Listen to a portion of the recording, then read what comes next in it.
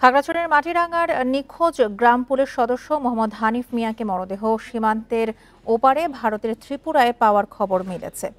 সামাজিক যোগাযোগ মাধ্যমে ভিডিও দেখে তার মৃত্যুর বিষয়টি নিশ্চিত হয় পরিবার। সামাজিক যোগাযোগ মাধ্যমে ছড়িয়ে পড়া ভিডিওতে হানিফ মিয়ার শরীরের একাধিক স্থানে আঘাতের চিহ্ন দেখা গেছে। ঘটনার পর পরিবারে চলছে শোকের মাতম। এরই মধ্যে থানায় অভিযোগ করেছে পরিবারটি। বৃহস্পতিবার রাত থেকে নিখোঁজ ছিলেন মাটিরাঙ্গা উপজেলার তবলছড়ি ইউনিয়নের গ্রাম পুলিশের সদস্য হানিফ মিয়া।